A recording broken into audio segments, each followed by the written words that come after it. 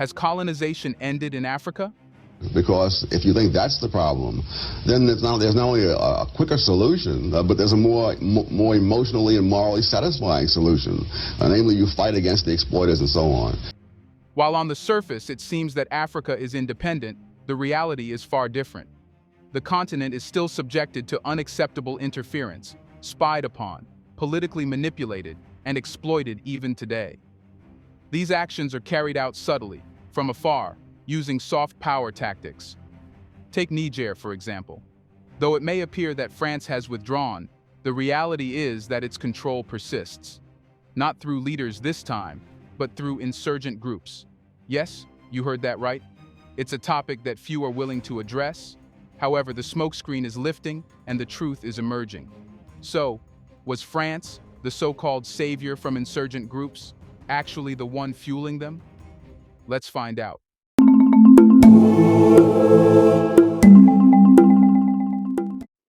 Imagine a world where the ghost of colonialism never really died but simply changed its appearance. In this world, former empires still pull the strings from behind the scenes, all while preaching democracy and human rights.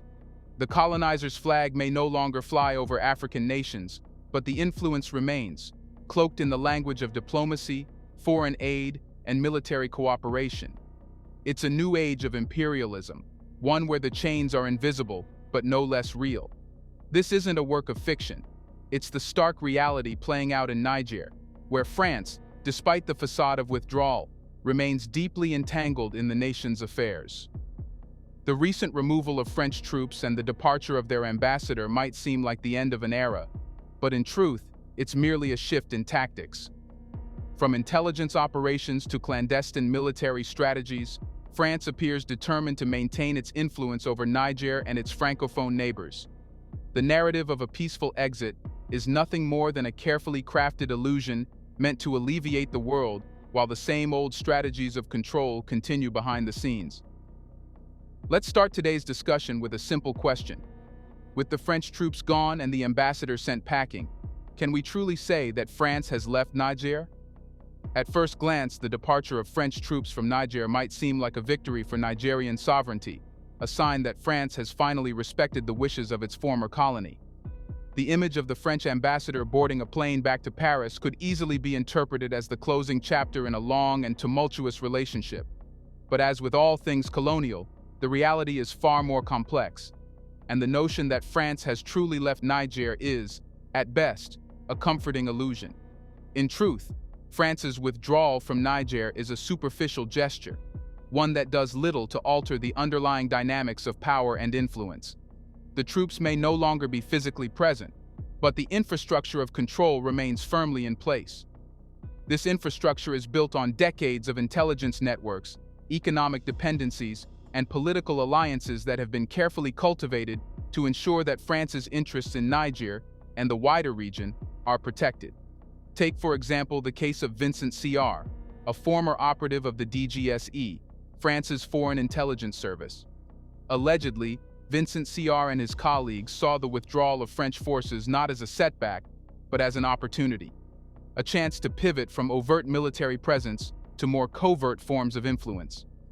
According to reports, these intelligence agents have been repositioned to neighboring countries such as Benin and Nigeria, from where they continue to monitor and manipulate events in Niger. This repositioning is no accident. It is a calculated move designed to keep France's hand in Niger's affairs without the obvious footprint of a military occupation. By relocating their intelligence operatives to nearby countries, France can continue to exert influence while maintaining the appearance of having respectfully withdrawn. It's a strategy that allows France to have its cake and eat it too, appearing to respect Niger's sovereignty while simultaneously undermining it from the shadows. Moreover, France's economic interests in Niger, particularly in the uranium sector, have not diminished with the troop withdrawal. Uranium is a critical resource for France's energy needs, and ensuring continued access to this resource is a top priority. The French government may no longer be brandishing guns in Niger, but it still holds the economic levers that control the nation's wealth.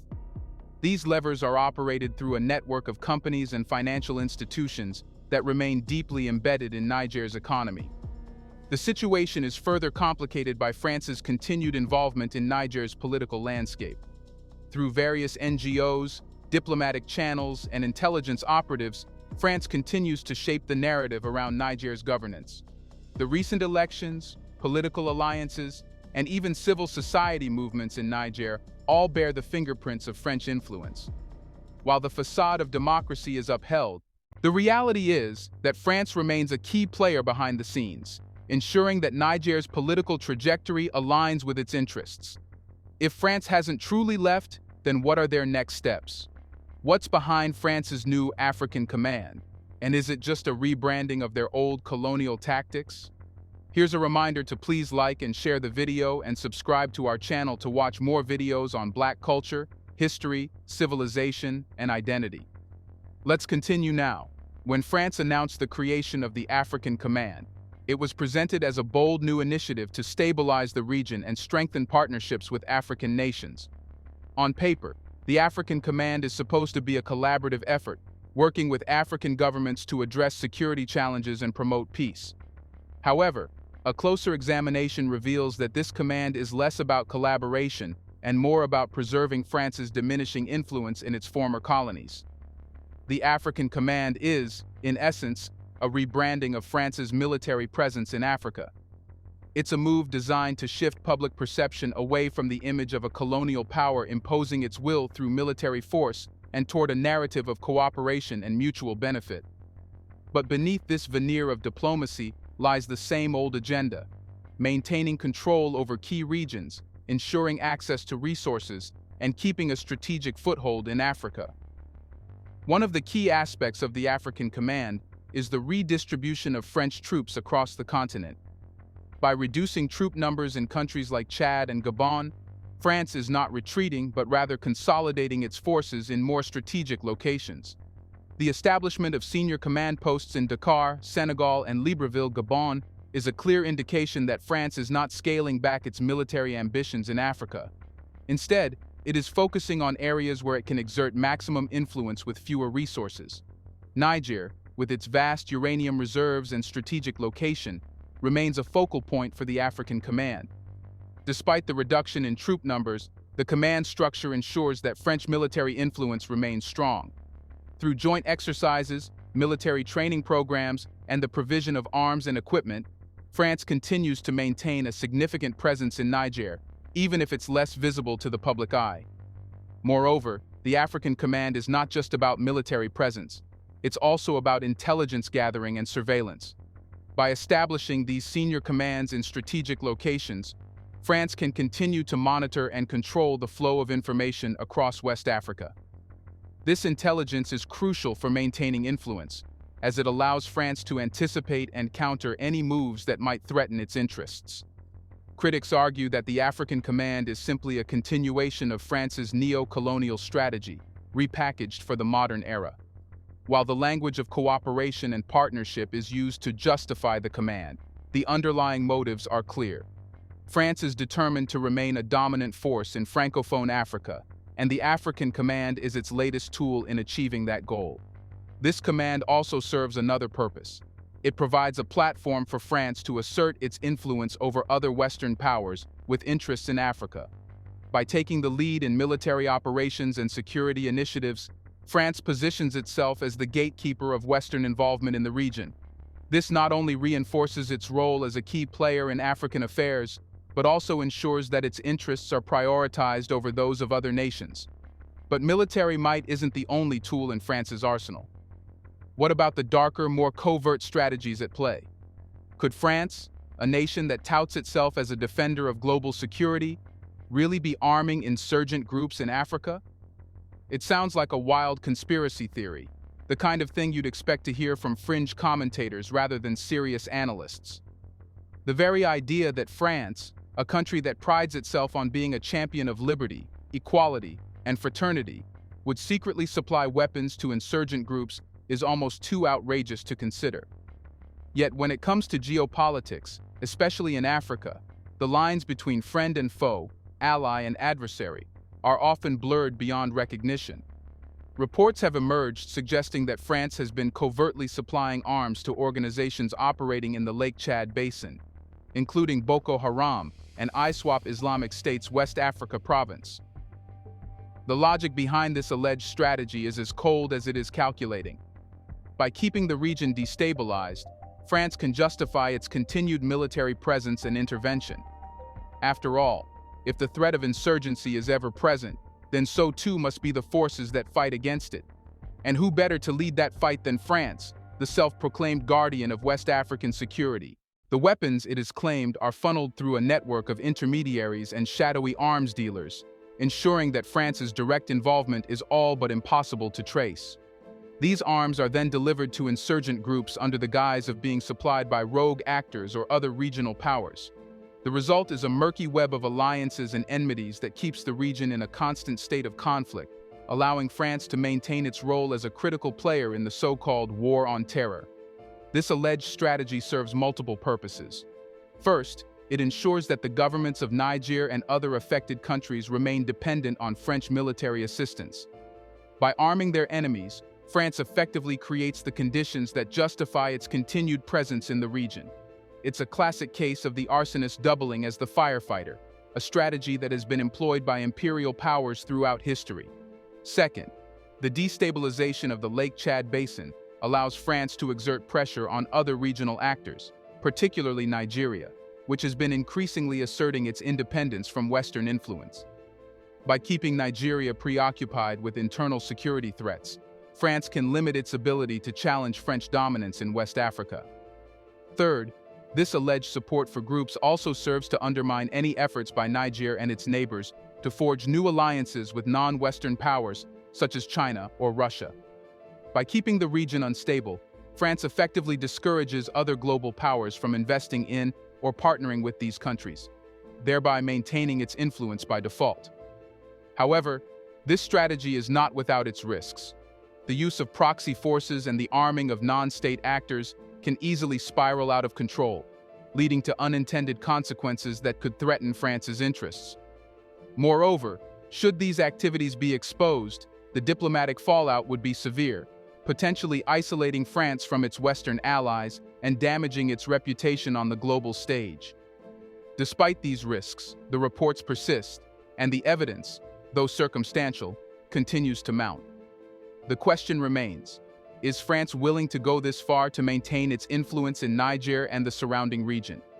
In 2024, the world was shocked by reports of a hostage situation in Benin's W Park, a UNESCO World Heritage Site known for its rich biodiversity. The narrative was simple. Western tourists had been kidnapped by groups, and the world's media quickly seized on the story, painting a picture of innocent civilians caught in the crossfire of Africa's never-ending conflicts. But as with so many things in this region, the truth may be far more complicated and far more sinister. According to some reports, the so-called hostages were not tourists at all. Instead, they were highly trained operatives, specialists in explosives, guerrilla tactics, and jungle warfare. These individuals were allegedly part of a covert operation, conducted under the direction of French intelligence, to train insurgent groups in the region. The kidnapping was staged, a ruse designed to provide cover for this operation while simultaneously justifying an increased French military presence in Benin and surrounding areas. This tactic, if true, fits neatly into a broader strategy of manufacturing crises to justify intervention. By staging a hostage situation, France not only creates a pretext for military action, but also reinforces the narrative that African nations are incapable of managing their security. It's a classic example of the white savior complex, where Western powers present themselves as the indispensable protectors of a continent they continue to exploit. But why go to such lengths? The answer, as always, lies in control. By staging these events, France can manipulate both the local population and the international community, shaping perceptions and controlling the flow of information. The spectacle of a hostage rescue, complete with dramatic footage and heroic narratives, serves to bolster France's image as a force for good in a region plagued by instability. At the same time, it sends a clear message to African leaders. Without French support, you are vulnerable to the chaos that surrounds you. This approach also serves to keep other Western powers on the sidelines. By dominating the narrative around security in West Africa, France ensures that its interests are prioritized over those of its allies. The United States, the United Kingdom, and other Western nations may have their stakes in the region, but France's ability to control the narrative gives it a significant advantage. In essence, France is not just maintaining its influence in Africa, it is also asserting its dominance over other Western powers with interests in the region. Of course, such tactics are not without their risks. The staging of hostage situations, if exposed, would be a public relations disaster of epic proportions. It would confirm the worst suspicions about Western motives in Africa and could lead to a significant backlash, both within the region and internationally. Moreover, the use of such tactics raises ethical questions that cannot be easily dismissed. Is it justifiable to put lives at risk, even if those lives are part of the ruse, in pursuit of geopolitical goals? And what happens when the line between reality and fabrication becomes so blurred that it is impossible to distinguish between the two? These questions, while uncomfortable, are essential to understanding the full scope of France's involvement in Africa. The staging of hostage situations may seem extreme, but in the high-stakes world of geopolitics, the ends often justify the means. For France, the goal is clear: maintain control, preserve influence, and ensure that its role in Africa remains unchallenged. With all these layers of covert operations, one might wonder, how much longer can Niger and its neighbors tolerate this interference? What steps is Niger taking to resist France's ongoing interference and protect its sovereignty? Niger is not the passive victim in this story. Far from it. The country's leadership, supported by a populace that is increasingly aware of the neo-colonial tactics being employed against them, is actively resisting France's attempts to maintain control. This resistance is multifaceted, involving diplomatic actions, security reforms, and efforts to forge new alliances that reduce Niger's dependence on Western powers. One of the first steps Niger has taken is to strengthen its internal security apparatus. Understanding that France's intelligence operations are a significant threat, the Nigerian government has ramped up its counterintelligence efforts, seeking to root out French operatives and dismantle their networks. This has been no easy task given the depth of France's infiltration over the decades, but it is a crucial step in reclaiming sovereignty. In addition to internal security measures, Niger is also working to diversify its international partnerships. Recognizing that reliance on France has left it vulnerable, Niger's leaders are reaching out to non-Western powers such as China and Russia. These new partnerships offer an alternative to the Western-dominated global order and provide Niger with the leverage it needs to negotiate more favorable terms in its dealings with France and other Western nations. Niger's diplomatic strategy also involves engaging with regional organizations. By building stronger ties within Africa, Niger aims to create a united front against neo-colonial interference. This approach not only strengthens Niger's position, but also helps to galvanize other African nations that are similarly affected by Western meddling. Another key aspect of Niger's resistance is its effort to control its narrative.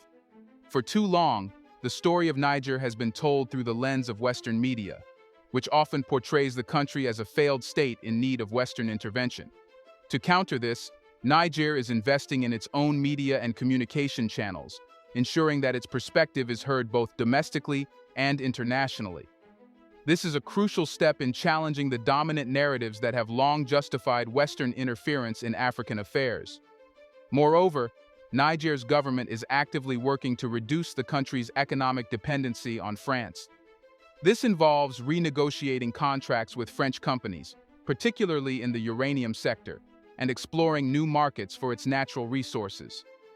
By diversifying its economic partners, Niger is not only reducing France's leverage, but also laying the groundwork for a more independent and self-sufficient economy. The final piece of Niger's resistance strategy is a renewed focus on national unity. The Nigerian government is keenly aware that division, whether along ethnic, religious, or political lines, has often been exploited by external powers to weaken African nations. In response, there is a concerted effort to promote national cohesion and solidarity, with the understanding that a united Niger is far less susceptible to external manipulation. These efforts are not without their challenges. The legacy of French influence is deeply entrenched, and dismantling it will take time.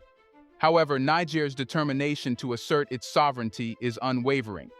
The country's leaders, supported by a populace that is increasingly aware of the stakes, are committed to breaking free from the remnants of colonialism and forging a future that is determined by Nigerians, for Nigerians. As we conclude, it's clear that the struggle between Niger and France is far from over. But what does this mean for the future of Africa? France's alleged withdrawal from Niger is nothing more than a smokescreen for ongoing covert operations designed to maintain control over the region. From rebranded military strategies to the arming of insurgent groups and the staging of hostage situations, France's tactics are a continuation of colonial methods, disguised under the pretense of safeguarding Western interests. However, Niger's resistance, through a combination of internal reforms, diplomatic actions, and efforts to control its narrative, represents a significant challenge to France's neo-colonial ambitions. The time for Western nations to finally respect Africa's sovereignty is long overdue. Niger's resistance is a powerful statement that the age of colonialism is not only over, but that the remnants of it will no longer be tolerated. The struggle between Niger and France is emblematic of a larger shift taking place across Africa, where nations are increasingly rejecting the influence of former colonial powers and asserting their right to self-determination. As Africa continues to rise, it's clear that the continent's future will be shaped by its people, not by the meddling hands of former colonizers. The West must learn to let go, or be prepared to face the consequences of its stubborn refusal to do so. The era of African dependency is ending, and a new chapter of self-reliance and independence is beginning. What do you think is the way to make the West leave Africa? Will they leave without Africa having to use force? Let us know in the comments section how likely it is for West to leave without a dispute. Do you want to watch more videos like this one? If so, subscribe to our channel and press the bell icon next to it. We have decided to bring videos on something nobody talks about: the Black culture, civilization, history, and evidence about how glorious Blacks have been. Thanks for watching, and until the next video, stay tuned.